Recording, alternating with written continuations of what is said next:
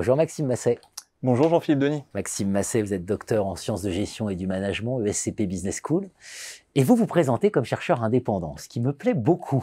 Et forcément, vous êtes chercheur indépendant parce que vous travaillez sur la piraterie et les pirates. Voilà, donc il vaut mieux être indépendant quand on travaille sur les pirates. Article dans la revue française de gestion avec Sylvain Bureau, ESCP Business School, et Philippe Nakache, INSEC Grande École, Groupe Omnes. C'est dans le numéro 312, c'est un papier formidable. Merci beaucoup. Voilà, donc on va beaucoup parler de ce papier formidable. Comment les organisations pirates construisent-elles leur légitimité, le cas de la start-up Itch? Oui, tout à fait. Alors d'abord, la première question, il y a un problème de légitimité pour une organisation pirate. Exactement. Alors peut-être un bon point de départ, en fait, c'est de commencer par... C'est quoi une organisation pirate? Une organisation pirate. Alors il y a plein de façons de définir ce que c'est. Je pense qu'un bon point de départ, en fait, c'est l'ouvrage de Rodolphe Durand et Jean-Philippe Vergne, l'organisation pirate, justement, qui définissent, en fait, comme une organisation pirate, comme une organisation qui va quelque part évoluer dans les franges du capitalisme, dans un peu ces zones grises au niveau légal, pas tant dans des zones d'illégalité au départ, mais plutôt des zones d'allégalité, au sens de sans légalité, en fait. Et où des espaces de non-droit. Voilà, exactement. Shoshana Zuboff dirait, en fait, le professeur à Harvard, des espaces, en fait, où il y a un vide juridique, un territoire de vide juridique.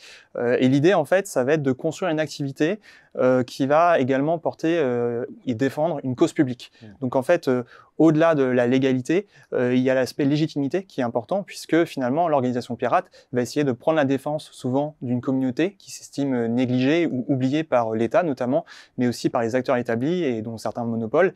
Et tout l'enjeu de ces organisations pirates, ça va être véritablement de parvenir en fait à construire cette activité et à gagner en légitimité. Bien sûr, hein, ça c'est très, très important. Hein, c'est dans les marges, dans les franges du capitalisme, dans les zones grises, dans les trous noirs, voilà. Et avec une idée qui est très très forte, qui est que ce ne sont pas forcément des organisations criminelles.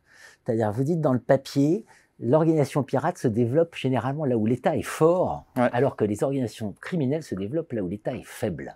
C'est très très intéressant ça. Effectivement, parce que finalement, l'idée des organisations pirates, alors on n'en a pas encore mentionné, mais moi j'ai mis un tweet Sea Shepherd aujourd'hui, c'est un cas emblématique d'organisation pirate en fait, qui agit notamment contre le braconnage illégal dans les eaux maritimes.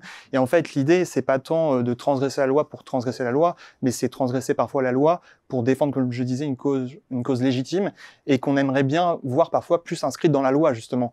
Donc avec justement des garde-fous qui, par exemple, éviteraient certaines pratiques de braconnage, admettons, mais dans tout plein de domaines, en fait, l'idée, c'est finalement, au final, de retranscrire cette cause publique dans la légalité, en essayant aussi de travailler justement sur l'évolution du cadre juridique qui est lié à la société, quoi. Raison pour laquelle l'organisation pirate est toujours en avance. Évidemment, voilà, exactement. En avance de phase par rapport au monde du droit. Un dernier point très très important, c'est l'idée de communauté. Vous évoquez l'idée d'une cause publique, mais une organisation pirate a besoin d'être soutenue par une communauté. Exactement. Elle agit au nom de cette communauté. Exactement. Donc c'est tout l'intérêt en fait, c'est de se faire un peu le porte-parole de cette communauté qui parfois est complètement marginalisée.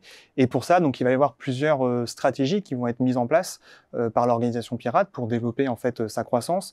Alors ce qui est intéressant, c'est que généralement au départ, elle va plutôt se développer de manière clandestine, en toute discrétion, et au contact concret en fait de la communauté pour pouvoir justement gagner en légitimité auprès de cette communauté. Et petit à petit en fait, l'organisation va peut-être aussi être amenée parfois à développer une forme d'identité un peu marginale, rebelle.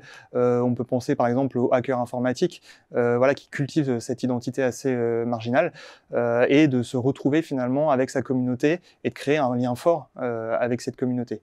Et vous parliez de déviance avant-gardiste. En fait, c'est exactement comme ça que les définit Sylvain Bureau. En fait, il perçoit la piraterie comme une déviance d'avant-garde qui peut en fait ensuite donner à plusieurs évolutions possibles du système en question.